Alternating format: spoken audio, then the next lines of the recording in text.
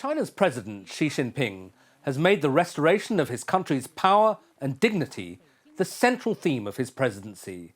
But Hong Kong, a part of China's sovereign territory, has descended into violent anarchy. Universities have turned into battlegrounds. Protesters are hurling Molotov cocktails at the police. But they appear to retain a strong measure of support from the population. Chinese troops have appeared on the streets, but so far only to help clear the roads. The spark for the first demonstrations in June was the introduction of a bill allowing extradition of criminal suspects from Hong Kong to mainland China. By most accounts, that was an idea pushed by Carrie Lam, Hong Kong's chief executive. But Mr. Xi bears a broader responsibility. In the 7 years since he came to power in Beijing, the Chinese state has become significantly more authoritarian, preparing the ground in Hong Kong for a backlash against rule from Beijing. An anti-corruption drive has seen prominent figures disappear from public life on the mainland and a rash of suicides among Communist Party officials. And more than 1 million people have been interned in re-education camps in the province of Xinjiang.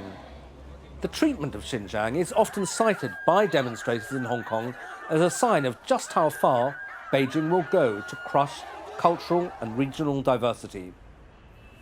During the Xi period, the mainland's intolerance for free speech and thuggish attitude towards the law has seeped into Hong Kong itself. The case of some Hong Kong booksellers who were kidnapped, then detained on the mainland, sent a chilling message.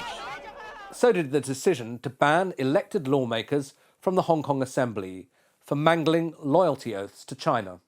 Prominent anti-Beijing political activists such as Joshua Wong and Edward Leung were imprisoned. Mr. Wong's now out of jail. While the still imprisoned Mr. Leung finds his slogan, "Free Hong Kong, Revolution Now," chanted on the streets. During the Xi years, China's gone backwards politically. Maoist-era slogans have been revived, and Xi Jinping thought has been written into the Chinese constitution.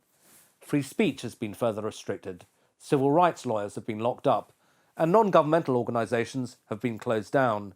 So it's hardly surprising if Hong Kong now regards the prospect of full integration with the mainland with horror. And that date no longer seems impossibly far off.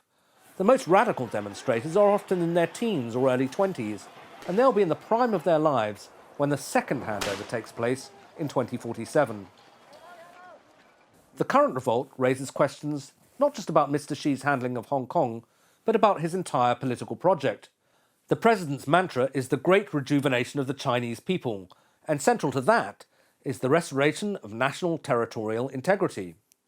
Just as disturbingly for Mr. Xi's vision, the rebellion in Hong Kong undermines a central tenet of the patriotic education pushed by the Communist Party, namely that there is one China and that all Chinese people long for nothing more than to be united. It's now clear that millions of Hong Kongers do not feel that ethnic solidarity overrides their political concerns about mainland China.